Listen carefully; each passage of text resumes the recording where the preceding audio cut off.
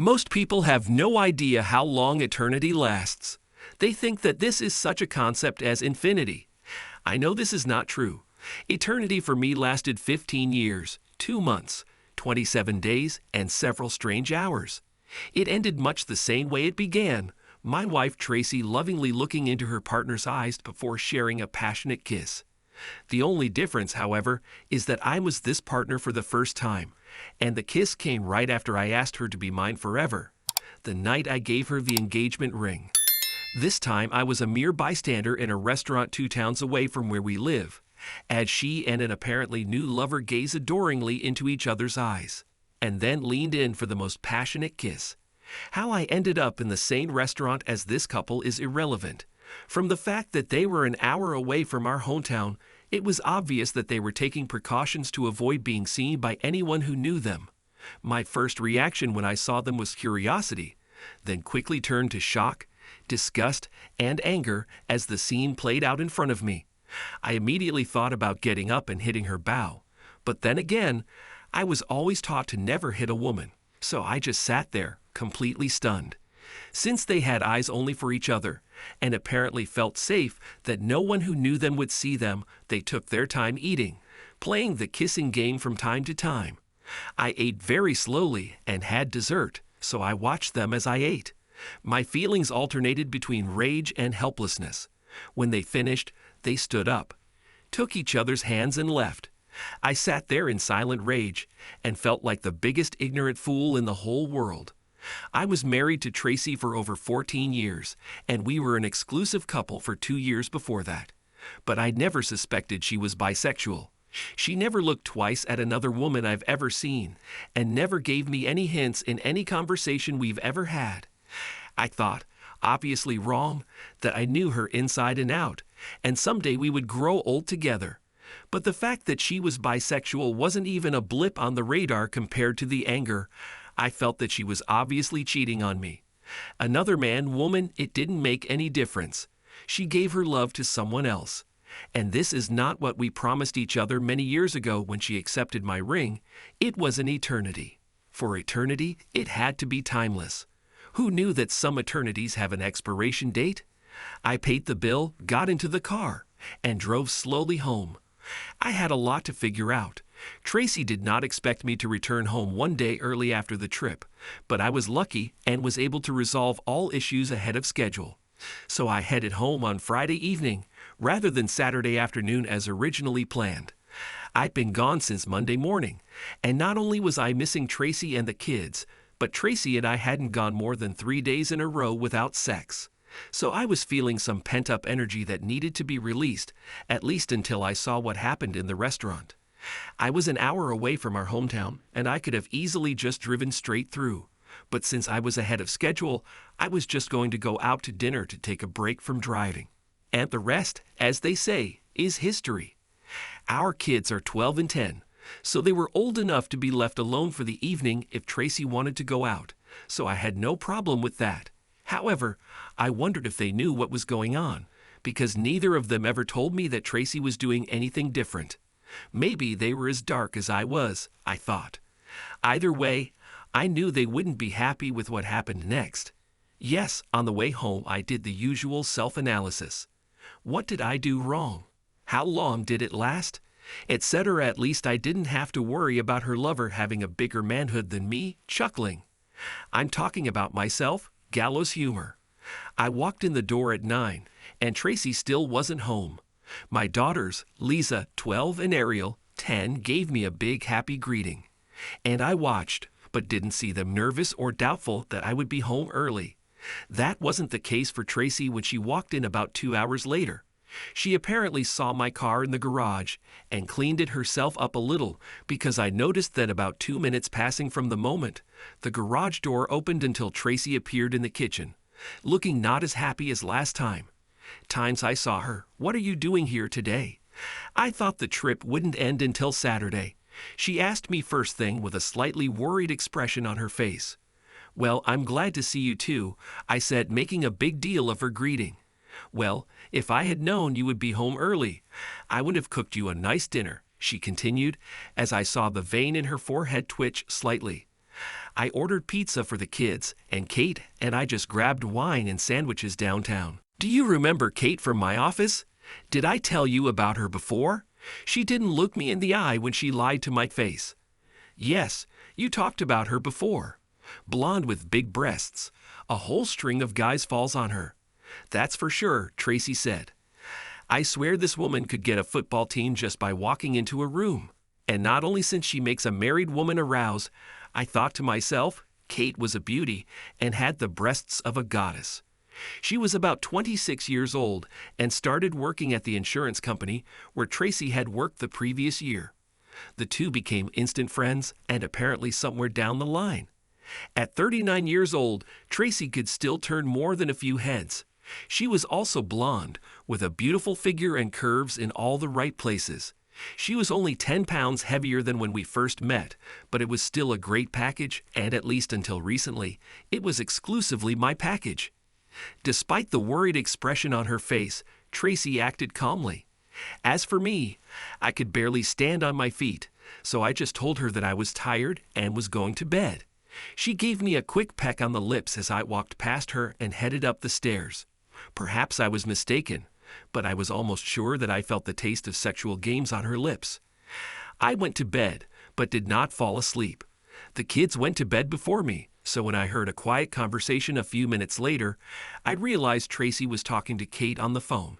It was a short conversation, and a few minutes later, I heard Tracy getting into the shower in our master bathroom. Either I scared her so much that she quit the game and wasn't as careful as before, or she thought I was dreaming and wouldn't find out about it. My heart sank even lower.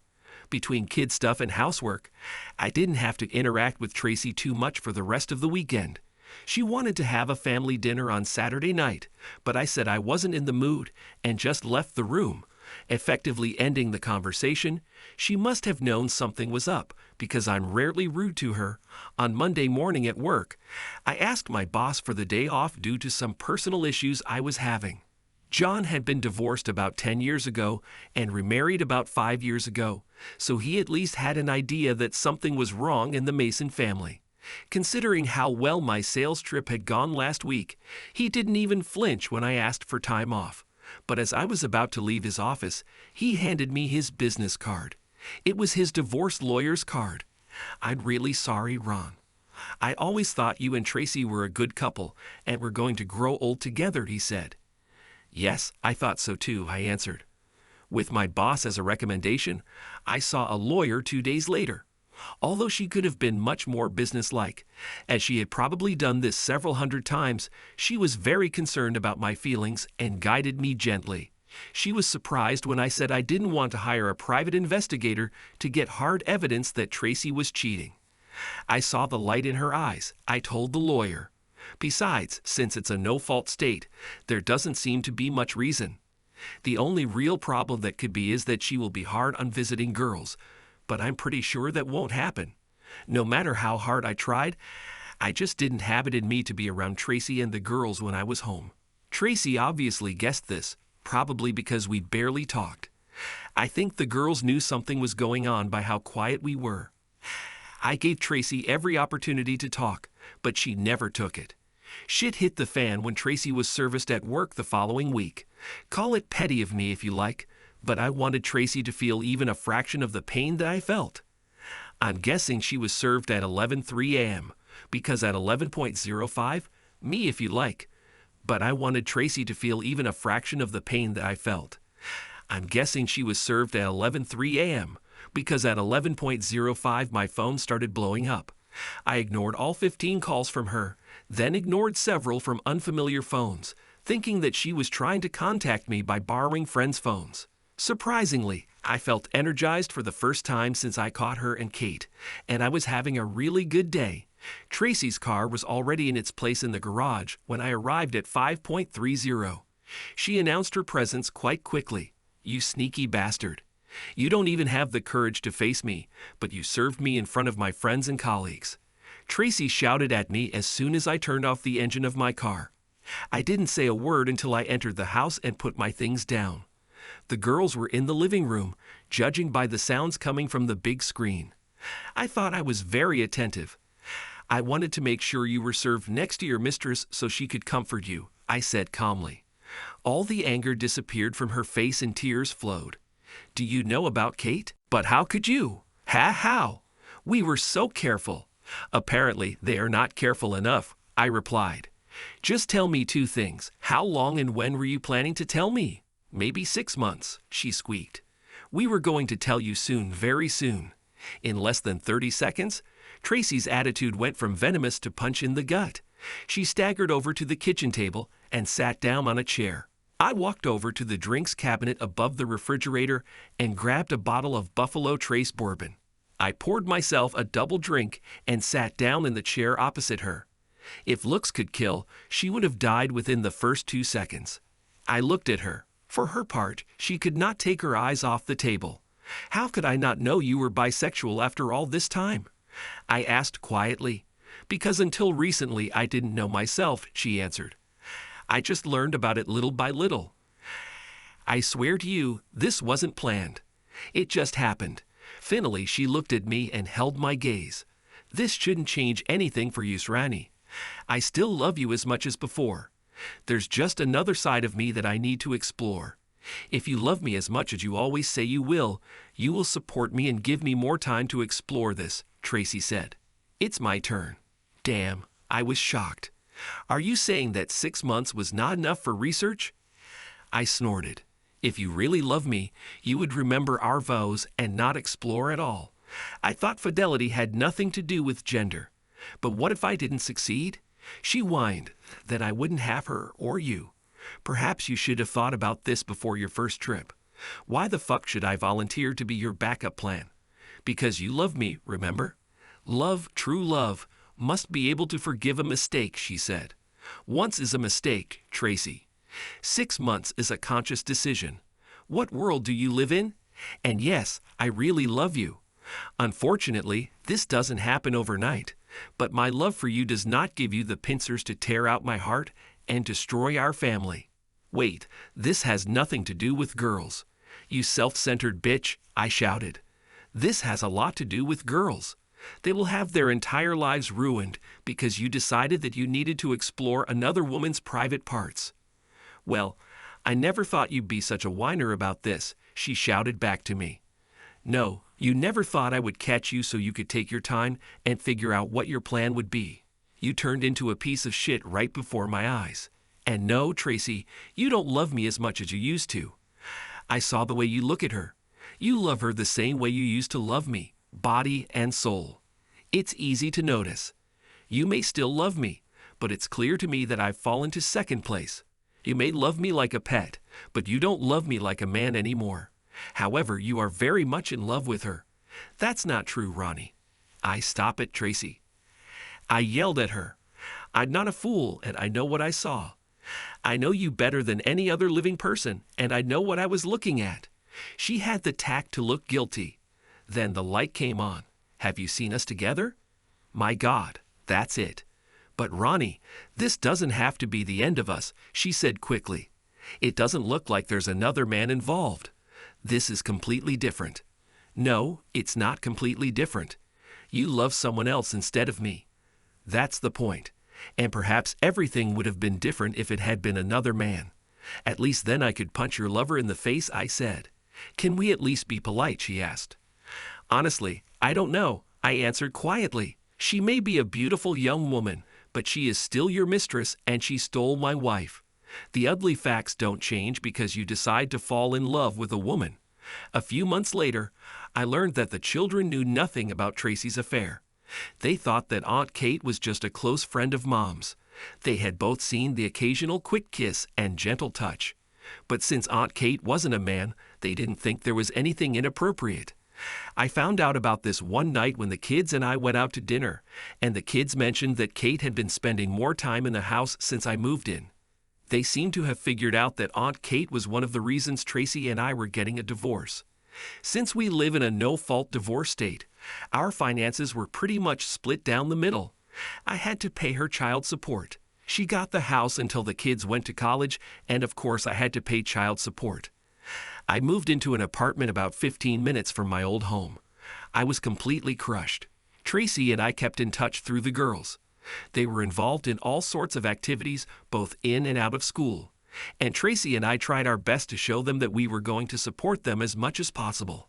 I don't know why, but Tracy fought hard with the divorce, and it dragged on for a year before we finally did it. I was polite, nothing more, when I ran into Tracy and Kate at my daughter's parties. As for family events, I was always invited, but knowing that Tracy would be there, I apologized and asked for forgiveness. I know I was giving up some wonderful family memories, but it took everything I had to keep my compass sore when she and Kate were around. I did a solo day for the kids to give them birthday and Christmas gifts. As you might expect, each of us retained the friends we had before we got married. Almost all the friends we made after we got married stayed with Tracy. As one of the husbands explained to me, many of them felt awkward around me, given that I had lost my wife to a woman. The consensus seemed to be that I somehow deserved it, and several of our married women friends almost made just that claim.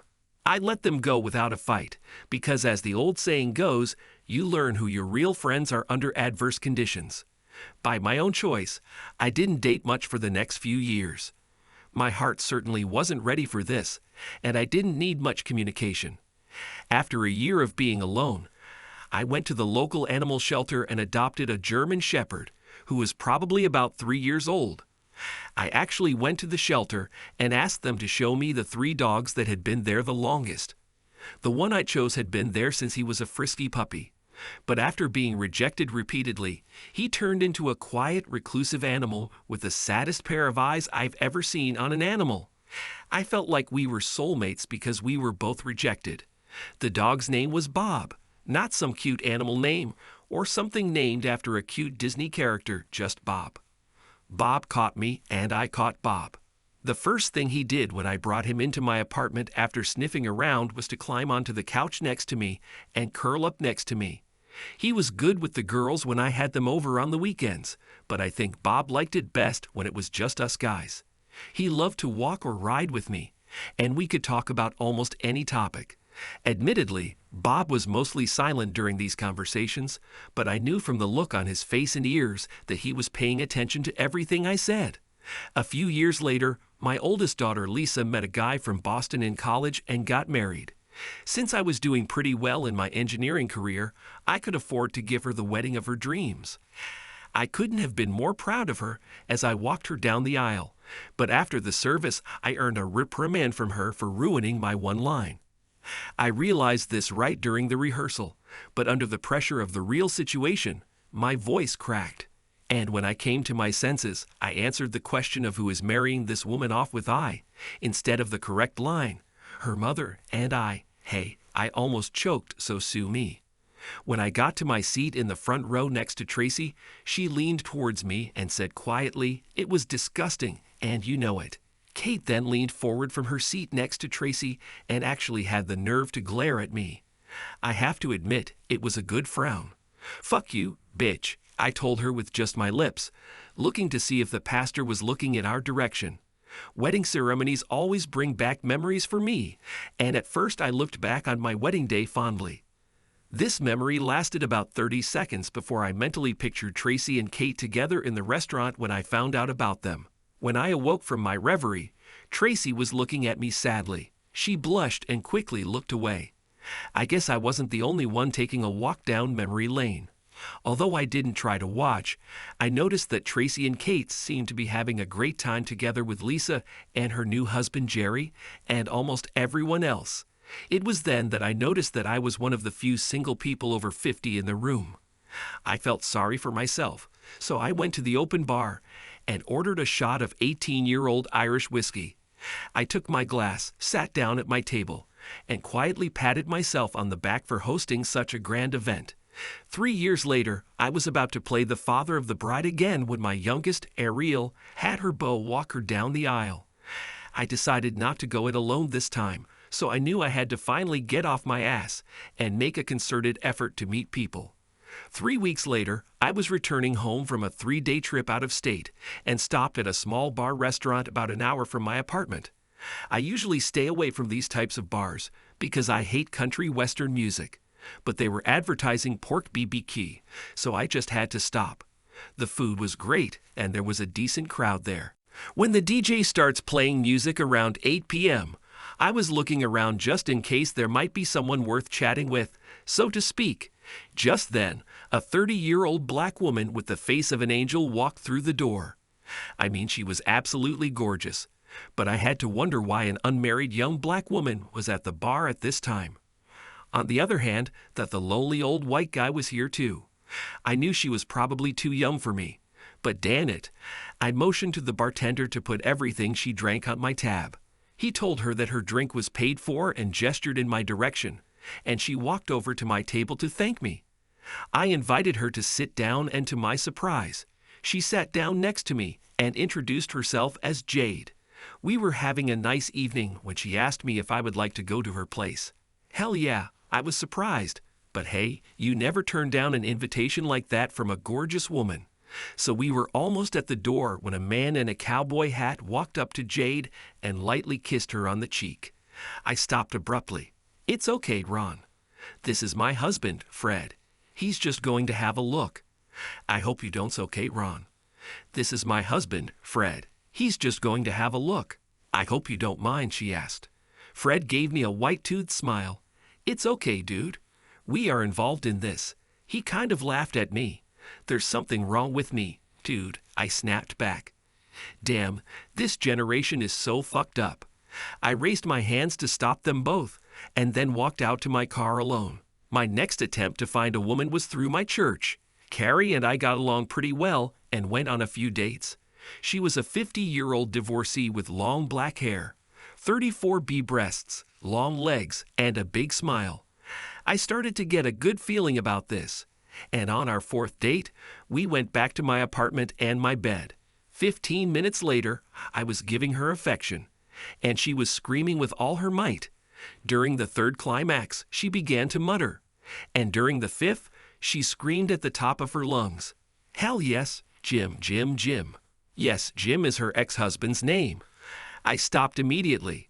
When she finally recovered from her climax, she looked at me with genuine anger on her face. "Why the fuck did you just stop?" She yelled at me. "Because I'm not your fucking ex-husband, you stupid bitch." I silently drove her home. Needless to say, there was no fifth date. For my next dating adventure, I invited a coworker over for an evening of food and dancing. Allison Webb was a 42-year-old divorcee who separated from her husband almost 5 years ago. She was a vivacious blonde with slightly larger breasts and butt than someone of average proportions, and we were friends at work for about 10 years. By this point, she had already heard my sad story, and I had heard hers. We had a great evening, and it turned into some great evenings. We really enjoyed each other's company, and this was even before we had sex for the first time. I knew we would have a great time at the wedding, so I asked if she would be my date. "Do you want me to be your date at your daughter's wedding?" "Family, ex-wife, I'm not sure I can handle this," Allison said seriously. "Well, that's provided you get the green light from Bob first," I added. "Who is Bob?" she asked, puzzled. "Bob is my wingman," I answered. "My best friend in the whole world, a 45-pound German Shepherd mix with a very sophisticated taste. If he doesn't like you, he shouldn't accompany me to the wedding." "You're a strange person, Ron," she replied. Allison passed Bob's test the following week and agreed to be my wedding date. The girls seemed very happy that I would not be performing solo for the occasion. For some reason, Tracy seemed to have a problem with this, giving me face every time she looked at me. Since I barely talked to her, I didn't care what she thought, but it bothered Allison, who immediately sensed Tracy's dislike for her. "What's your problem, Tracy?" I finally asked her when I found her alone at the rehearsal dinner. "Do you really need to ask? Are you dating Girl Scouts?" "What's next?" Whoa, jealousy definitely didn't look good on Tracy. Actually, Tracy, Allison are the same age as Kate. I haven't forgotten that you traded me for a younger female version. At least Tracy had the grace to look shy. A year later, Allison became my second wife, and life went on. To tell you the truth, I had completely forgotten that I was on the bone marrow registry when I got a call one day at work and was told that after 30 years I was a match for someone. I have to admit, I was thrilled to have the opportunity to help save someone's life. I knew that the bone marrow extraction would be somewhat inconvenient, but I've always had this hero complex and was more than willing to put up with the procedure. There was some further testing to be done, and if it was good, then the extraction would be scheduled for 2 weeks after that. I gave my consent and told them I was on board. I'm not a very religious person, but I believe in God. And there is an old saying that God works in mysterious ways. I never thought about it until 4 days later when I spoke on the phone with my oldest daughter Lisa during our weekly conversation. Ariel and I don't talk about their mother Tracy and her life, but for some reason Lisa mentioned that bone marrow had been found for Aunt Kate and that she and Tracy were very involved. I mentioned to Lisa that I didn't know anything was wrong with Kate, and she filled me in on the details of Kate's year-long battle with leukemia. I told my daughter to give my best wishes to Kate and Tracy, because although I will never recover from what they did to me, I did not wish them harm. You know, Dad, you are an adult. You can call them and tell them yourself, Lisa warned. You're right, baby, but the less I talk to them, the less likely I am to say something unpleasant, which I may or may not regret later, I answered honestly. Dad, you've been divorced for 16 years. Finally come to terms with it, she said. You've been married to Allison for almost 2 years. You always tell me that you are happy. I'm happy, baby, but the pain of betraying your mother will never go away. I don't hate her anymore, but she's definitely not on my Facebook friends list. I'll tell you what, I'll send her flowers with a card of good wishes. This is fine. At least it would be right, she said. I didn't think much more about it until I called my local florist and ordered a bouquet of flowers and a get well card. As I was talking to the florist, a thought suddenly struck me. Bone marrow matches are quite rare, and the fact that I was a coincidence and Kate found a match at almost the same time seemed too coincidental.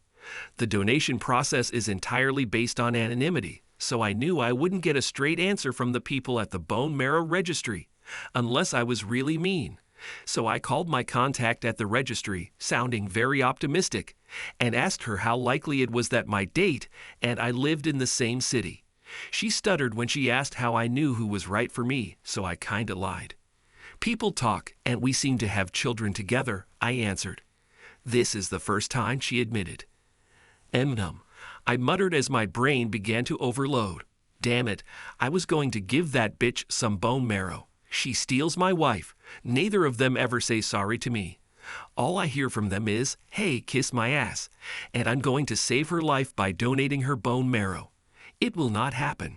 2 days later, I called my receptionist back and said I was refusing to make the donation. She almost burst into tears, and when she came to her senses, she asked me if there was any specific reason why I backed down. She explained that although I had the right to refuse, this was almost never done and would cause great consternation at the registry. I apologized for causing horror, but told her it was in my own best interest to refuse.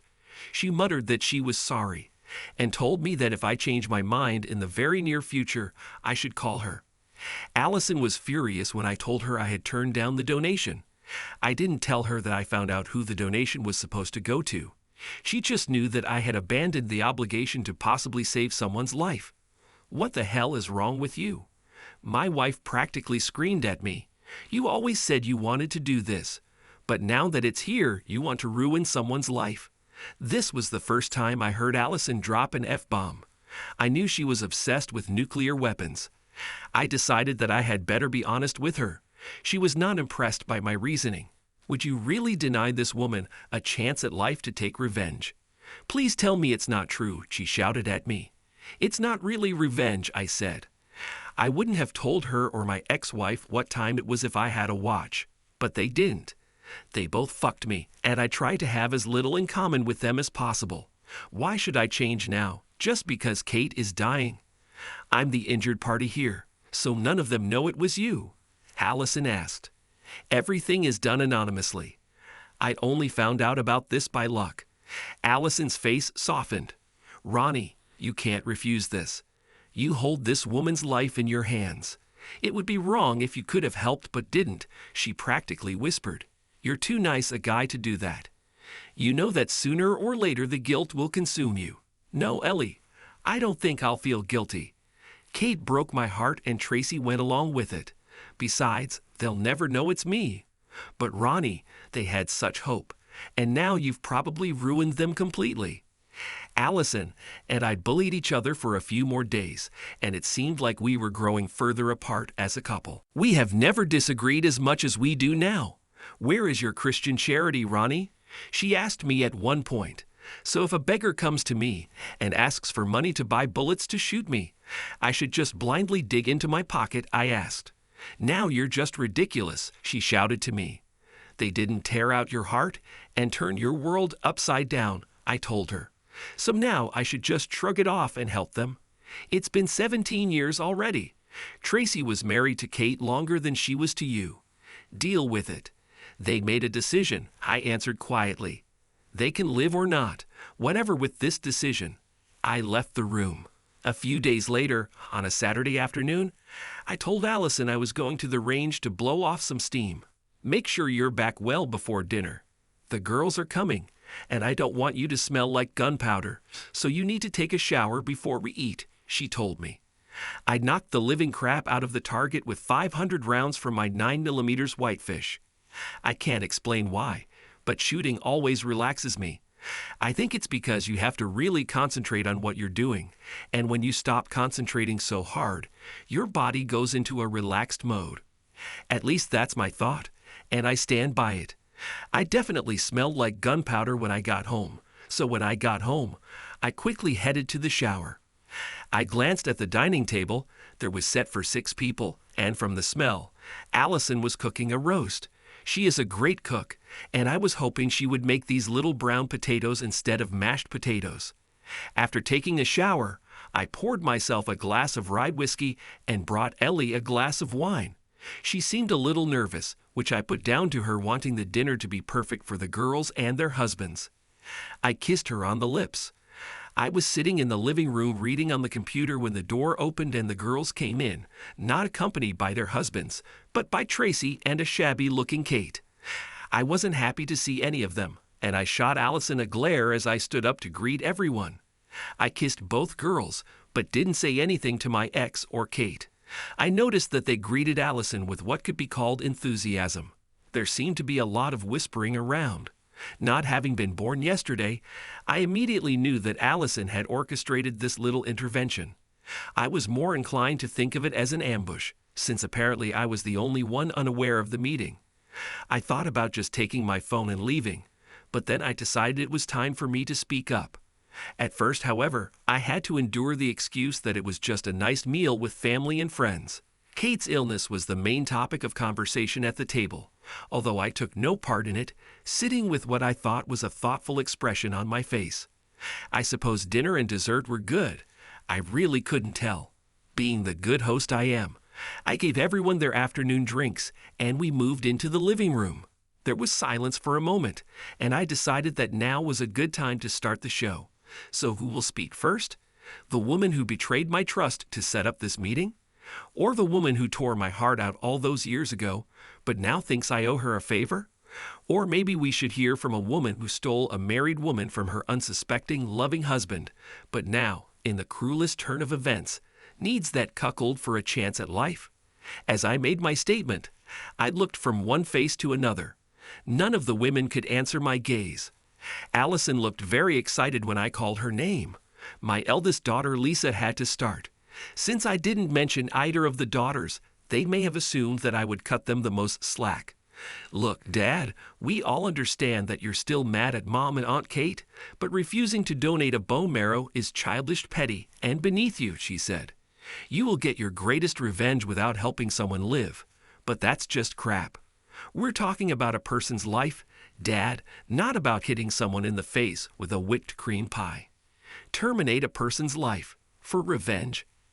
I took a sip of rye whiskey, then cleared my throat. I shook my head slightly. Have any of you even looked at this from my point of view for a second? I trembled with anger. Every action in life has consequences.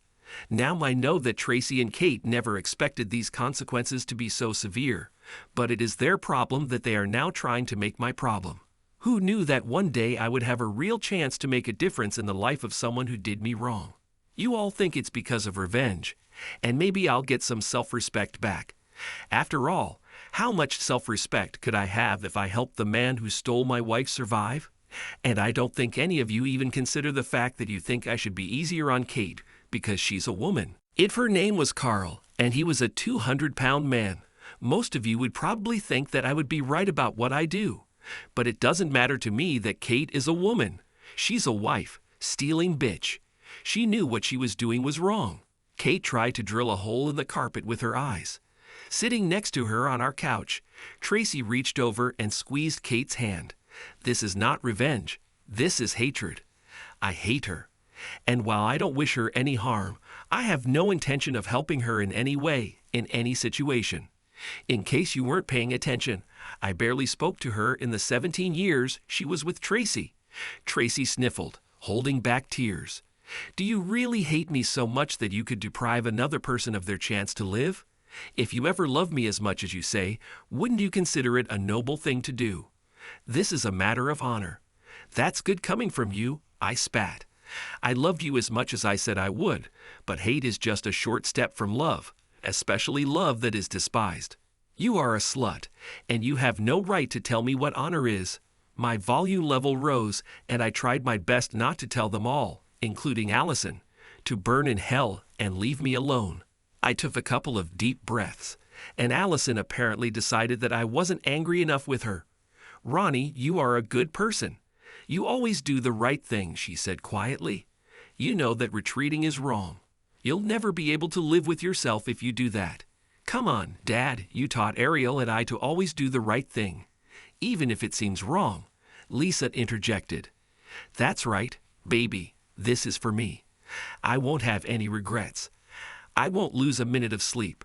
Please, please say, Kate, I suddenly exclaimed. I know that I offended you greatly, but I don't want to die. And the doctors say my chances are slim unless you donate your bone marrow. Kate's eyes looked haunted. Asking me to help save her life must have been the hardest thing she's ever done. I looked deep into those haunted eyes. I did not feel the joy of confirming my decision, but I confirmed it. No, that's all I said. I didn't say the phrase I'm sorry, because frankly, I wasn't sorry. I won't do anything in my power to help this woman. Kate took my answer better than Tracy, who burst into tears. Allison walked over to the couple to calm them down, and I heard her whisper, I'll try, I'll talk to him. She was so caught up in the moment that Allison never realized that she had put our marriage in jeopardy. I will have to think long and hard about whether I can bridge the gap in our trust. I grabbed the car keys from the key ring where they were located. I walked out the door while 5 women cried. I didn't return for 3 days. I didn't answer any of the dozens of phone calls from Allison or the kids. The house was dark. I quickly looked around and decided that Allison had stopped somewhere else for the time being. A suitcase and some clothes were missing, but almost everything else was left untouched. I also grabbed my suitcase and packed a few things, taking most of my clothes and most of my belongings with me. I'd left my wedding ring in the middle of the kitchen table. 3 days later at work, I received a call from someone who did not tell our secretary his name. I assumed Allison had forced me to answer her call, and I was right. Really? You're telling me it's over between us because I tried to get you to not be the biggest asshole in the world. I can't believe I married a man who let someone die to get revenge. You just suck. Well, I can't believe I married a woman who violated my trust so completely. But you know what? We can both fix it, I replied. And if someone takes revenge, it's not me. This is God. Remember the old biblical saying, "Vengeance is mine, says the Lord." What better way of revenge than to give a potential life-saving cure to the person who hates sufferers the most? You really suck. You know that? Kate died 2 months after the official divorce. I read the obituary in our local newspaper. I didn't follow her case, and no one kept me informed. In fact, none of. My daughter spoke to me after the ambush. I love my children, but you have to stand up for what you believe in. And neither I nor my girls back down because of my stance on not helping Kate. My decision was the right one for me. I never lost a minute of sleep over not giving Kate my bone marrow. The people at the bone marrow registry were not very understanding of my individual situation and completely crossed me off the list.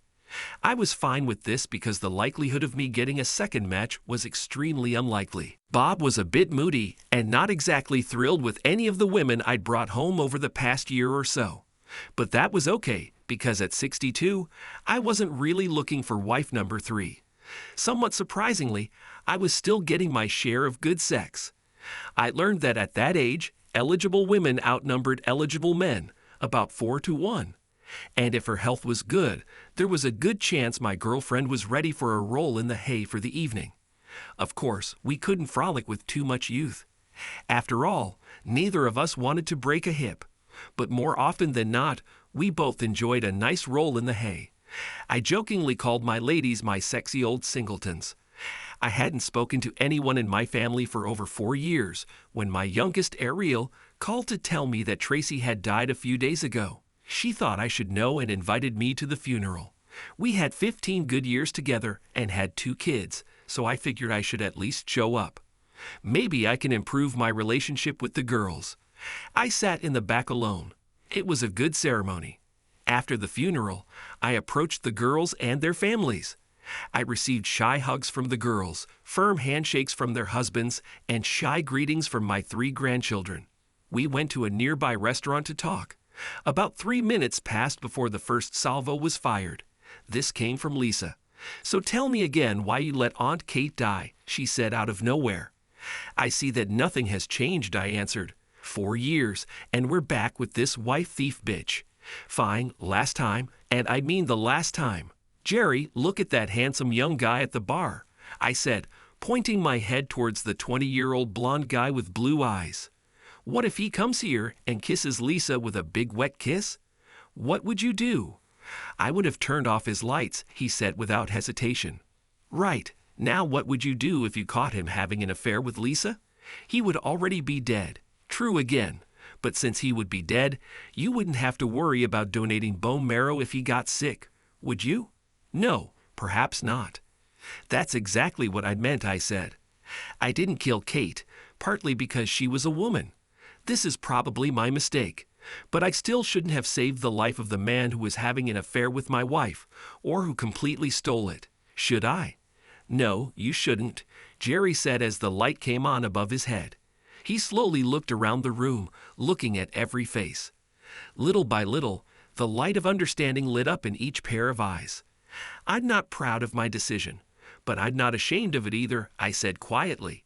"That bitch stole the love of my life and didn't deserve my compassion. But if you ever loved your mother, how could you?" asked Ariel. "I loved your mother with every fiber of my being, and when she broke my heart, well, most of that love turned to hate. I'm sorry, I'm just a person. But I'm not the monster she made you think I was, just a man. Things just didn't turn out well for your mother. Karma bitch finally caught up with her and her fucking friend." The other 4 adults in the room had tears in their eyes. The children looked confused and worried. "I understand that this will take time for all of us. How about we don't remember this anymore? Life goes on." Thanks to everyone who took the time to listen to today's stories. If you enjoyed it, please consider liking and subscribing if you haven't already. Feel free to share your thoughts on the events in the comments below. Take care.